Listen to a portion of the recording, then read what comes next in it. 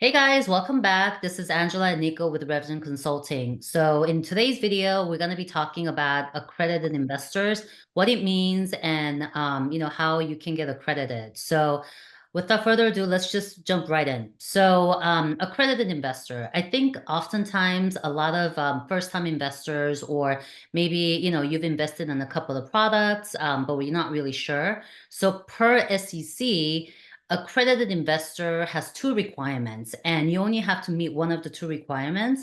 And the first one being that your net worth needs to be a million or plus, and that actually doesn't count your primary residence. And the second being the household annual income, which is $200,000 for an individual and 200,000 for a person, and then $300,000 for the household. And you have to just show the last 2 years of your tax returns, showing that that's what you've made and that you're expected to make that.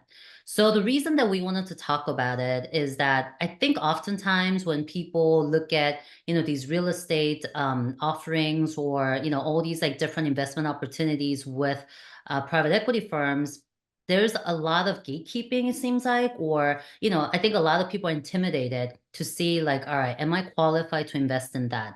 And, am I good enough to invest in that? And I think because this industry as a whole is very private, no pun intended, I think that maybe it's intentional, maybe it's not, but we just kind of want to talk about it because we really believe that you are probably an accredited investor without realizing it. So I'm actually gonna pass it over to Nico so that he can talk more about how you can get accredited and exactly what it means in terms of the net worth.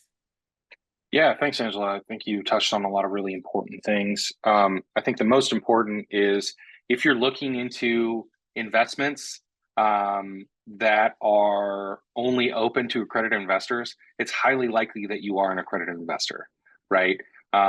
That's because of who you work with, who you are friends with.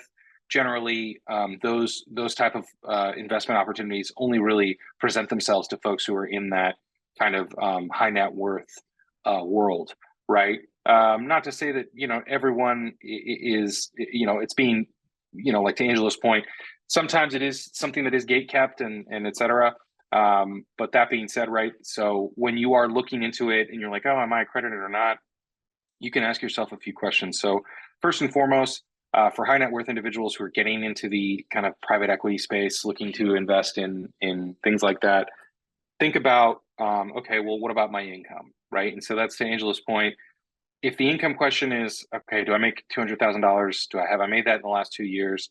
And then it's if the answer is no. If you're married, ask is your spouse are your spouse and you making over 300,000? It's when you're looking into these type of investments, it's a lot easier when you are making that kind of money. But even if you fail, it doesn't matter, right? So net worth is something where people think, oh, $1 million net worth, that's daunting. It's out of reach.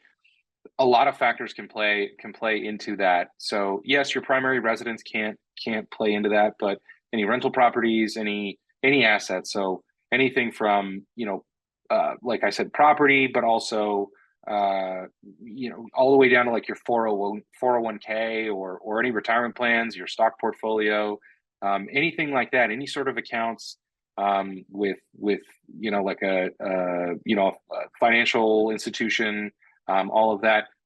Also, maybe your income isn't super high. Maybe you're in a different part of life, and you just have $1 million in cash in the bank. That also counts, right? So it is a lot simpler. At the end of the day, though, the best recommendation from us, we are not tax professionals, right? We could put that in big block letters at the bottom, like we would, but it doesn't really matter.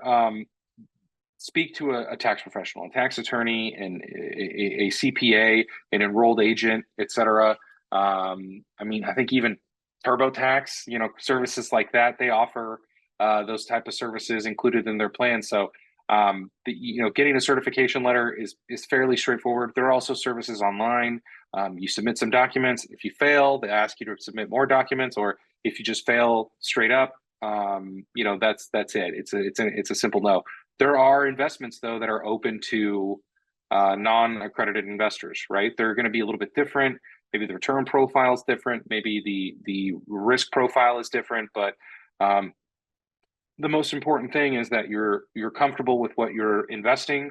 With every type of investment, any investor relations, any sort of salesperson who's worth their worth their salt will tell you, hey, the biggest risk is you lose all of this, right? Like you lose every single dollar that you put into it. That is something that you need to be very comfortable with. And if 50, 100,000, anything, like that, if you're not comfortable losing that much money, right, then don't do it, right? And that's something that any salesperson who is building trust and working with you to make sure that you feel comfortable with what you're doing, not just, oh, do you meet the criteria? Do you have the money? Perfect. Let's get this done. It's, hey, do you feel comfortable doing this? Because if you do, perfect, let's get it started, right? It should be a no-brainer. But if you feel uncomfortable, back away. If you feel like this is too much to risk, back away, right? In the world of real estate, there are no guarantees, right? In the world of investing, there are no guarantees. So it doesn't matter if you're an accredited investor. It doesn't matter if you have the money. Make sure that you feel comfortable with what you're investing in. Absolutely. And I really like the point that you raised about there are certain investment offerings that you can invest in without being an accredited investor. And I think Fundrise is one of them. And that's a very successful platform. And per your other point rather, some private equity firms will take a minimum investment amount of $50,000.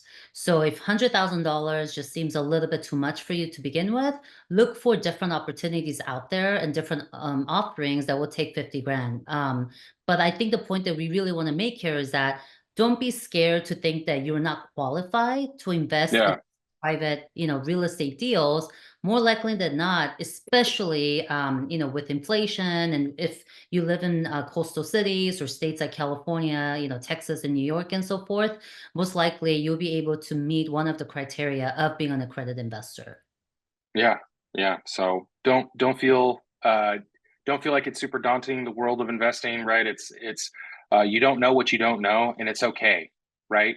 Ask as many questions as you can when you're speaking with folks. If they seem touchy about certain subjects, push them on those to make sure that you're getting the answers that you want, and make sure um, that you are comfortable with what you're doing. But as an accredited investor, what the SEC means is basically you are not someone that quote unquote can be.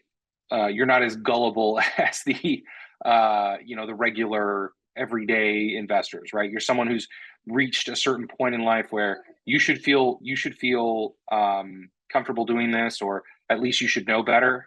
And so it's really a CYA kind of move for funds where it's like, hey, we only work with accredited investors. So that being said, they will, you want to work with good people who have good projects, et cetera. So do that. But thank you guys. All right. Thank you guys. Check us out on revgenconsultancy.com. Thank you.